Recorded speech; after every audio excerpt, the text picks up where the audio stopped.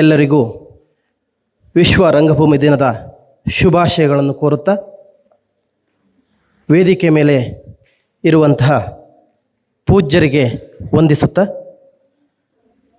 ವೇದಿಕೆ ಮೇಲಿರುವ ಗಣ್ಯರನ್ನು ವಂದಿಸುತ್ತಾ, ವೇದಿಕೆ ಮುಂಭಾಗದಲ್ಲಿರುವ ಶಿಕ್ಷಕರೊಂದಕ್ಕೂ ಗಣ್ಯರಿಗೂ ಸಹೃದಯ ಪ್ರೇಕ್ಷಕರಿಗೂ ನಮಸ್ಕರಿಸುತ್ತಾ,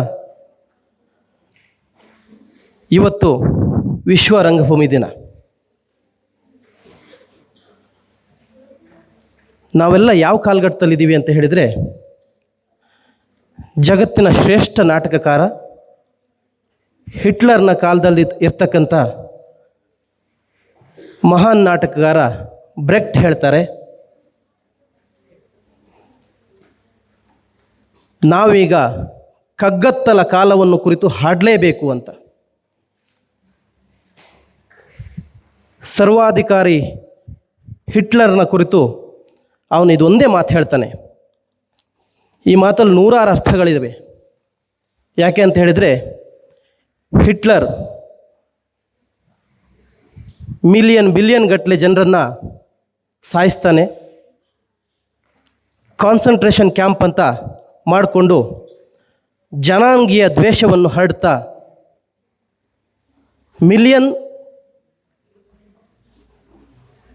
ಬಿಲಿಯನ್ ಗಟ್ಟಲೆ ಜನರನ್ನು ಗ್ಯಾಸ್ ಚೇಂಬರಲ್ಲಿ ಹಾಕಿ ಕಾನ್ಸಂಟ್ರೇಷನ್ ಕ್ಯಾಂಪ್ ಹೆಸರಲ್ಲಿ ಮರಣ ಹೋಮವನ್ನೇ ಗೈತಾನೆ. ಈ ಮಾತಿನಲ್ಲಿ ಯಾಕೆ ಹೇಳ್ತಾ ಇದ್ದೀನಿ ಅಂತ ಹೇಳಿದರೆ, ಈಗ ಕೂಡ ನಾವು ಅಂಥ ದುರಿತ ಕಾಲದಲ್ಲಿದ್ದೀವಿ.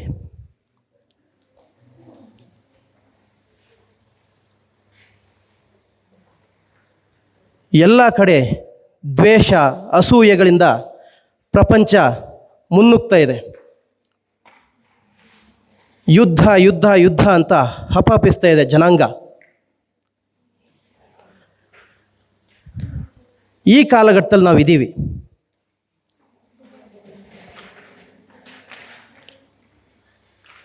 ಇಸ್ರೇಲ್ ಮತ್ತು ಇರಾನ್ ಯುದ್ಧಗಳನ್ನು ನಡೆಸ್ತಾ ಇದ್ದಾವೆ. ಅಮೇರಿಕದಲ್ಲಿ ವಿಶ್ವಸಂಸ್ಥೆ ಇದೆ.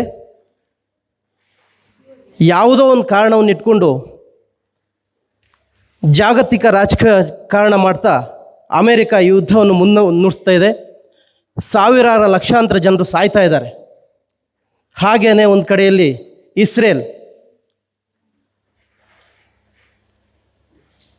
ಪ್ಯಾಲೆಸ್ತೈನ್ ಎನ್ನುವ ಪುಟ್ಟ ದೇಶವನ್ನು ಆಕ್ರಮಿಸಿಕೊಂಡು ಆ ದೇಶದಲ್ಲಿ ಮಕ್ಕಳು ಮುದುಕರೆಂದರೆ ಎಲ್ಲರನ್ನೂ ಸಾಯಿಸ್ತಾ ಇದೆ. ನಾವು ಅಂಥ ಕಾಲಘಟ್ಟದಲ್ಲಿ ಇದ್ದೀವಿ. ಜಗತ್ತಿನ ಶ್ರೇಷ್ಠ ನಟ ಚಾಪ್ಲಿನ್ ಒಂದು ಮಾತು ಹೇಳ್ತಾನೆ, ನಮಗೆ ಮಾನವೀಯತೆಯ ಅಗತ್ಯ ಇದೆ, ಮನುಷ್ಯತ್ವ ಬೇಕಾಗಿದೆ, ಪ್ರೀತಿ ಬೇಕಾಗಿದೆ. ನಾವು ಕ್ಷಿಪಣಿಗಳು ಬಾಂಬನ್ನು ಉಡಾಯಿಸುವ ಭರದಲ್ಲಿದ್ದೇವೆ, ಆದರೆ ಪ್ರೀತಿಯನ್ನು ಮರೀತಾ ಇದ್ದೇವೆ, ಕರುಣೆ ತ್ಯಾಗವನ್ನು ಮರಿತಾ ಇದ್ದೇವೆ. ಕರುಣೆ, ಪ್ರೀತಿ, ತ್ಯಾಗ, ಮಾನವೀಯತೆ ಬೇಕು ನಮಗೆ ಅಂತ ದಿ ಗ್ರೇಟ್ ಡಿಕ್ಟೇಟರ್ ಅನ್ನುವ ಚಲನಚಿತ್ರದಲ್ಲಿ ಅವನು ಮತ್ತೆ ಮತ್ತೆ ಹೇಳ್ತಾನೆ.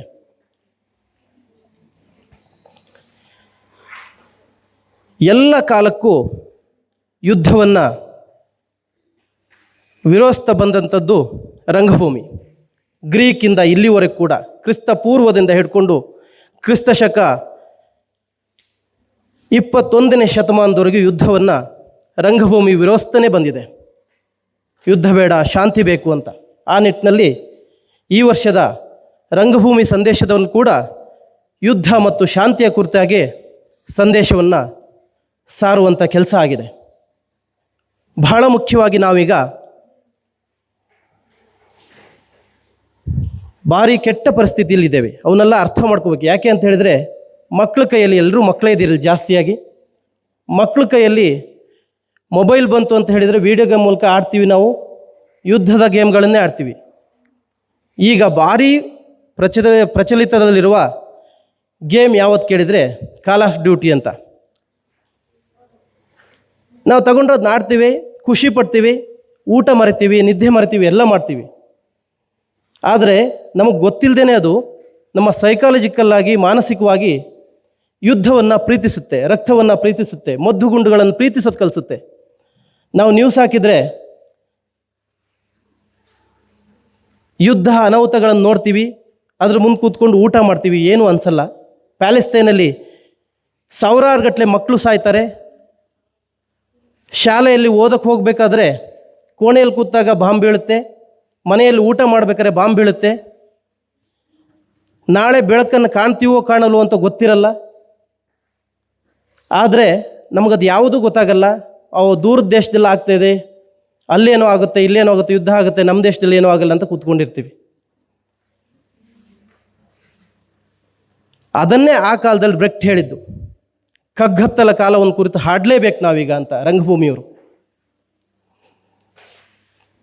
ರಂಗಭೂಮಿ ಒಂದು ಶಿಕ್ಷಣ. ಹಾಗೆಯೇ ನಮ್ಮ ಅಕಾಡೆಮಿಕ್ ಎಜುಕೇಷನ್ ಕೂಡ ಈ ಕಗ್ಗತ್ತಲ ಕಾಲವನ್ನು ಕುರಿತು ಹಾಡಲೇಬೇಕು. ಶಿಕ್ಷಕರ ತುಂಬ ಮುಖ್ಯವಾಗಿ ಮಕ್ಕಳಿಗೆ ಇಂಥ ಸ್ಥಿತಿಗಳನ್ನು ಹೇಳಬೇಕು. ಪ್ರೀತಿ ಮತ್ತು ಕರುಣೆ ಏನು ಅಂತ ತಿಳಿಸ್ಕೊಡ್ಬೇಕಾಗಿದೆ ಪಾಠಗಳಲ್ಲಿ. ಭಾರಿ ಜವಾಬ್ದಾರಿಯುತ ಹಂತದಲ್ಲಿ ನಾವಿದ್ದೇವೀಗ, ದುರಿತ ಕಾಲದಲ್ಲಿದ್ದೇವೆ.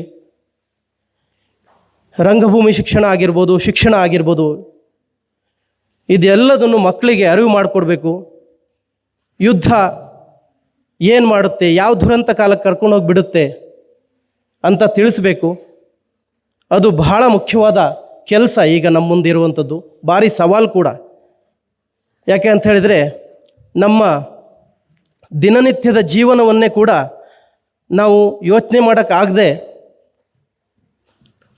ಜೀವನವನ್ನು ನಡೆಸೋದ್ರಲ್ಲೇ ಮಗ್ನನಾಗಿರುವ ಹಾಗೆ ನಮ್ಮ ವ್ಯವಸ್ಥೆಗಳು ನಮ್ಮನ್ನು ರೂಪಿಸ್ತಾ ಇದ್ದಾವೆ ಮಾನಸಿಕವಾಗಿ. ಆದರೂ ಕೂಡ ನಾವು ಶಿಕ್ಷಕರು ಮಕ್ಕಳಿಗೆ ಪ್ರೀತಿ ಮತ್ತು ತ್ಯಾಗ ಕರುಣೆಯನ್ನು ಕಲಿಸಬೇಕು. ಅವ್ರ ಮನದಲ್ಲಿ ಅದನ್ನು ಬಿತ್ತಬೇಕು ಅಂತ ಈ ಸಂದರ್ಭದಲ್ಲಿ ಮಾತಾಡ್ತಾ ಮತ್ತೊಮ್ಮೆ ವಿಶ್ವ ರಂಗಭೂಮಿ ದಿನಾಚರಣೆಯ ಶುಭಾಶಯಗಳನ್ನು ಕೋರ್ತಾ ಪ್ರೀತಿ ಮಾನವೀಯತೆಗೆ ತುಡಿಯೋಣ ಅಂತ ಹೇಳ್ತಾ ನನ್ನ 2 ಮಾತುಗಳನ್ನು ಮುಗಿಸ್ತೇನೆ. ಧನ್ಯವಾದಗಳು.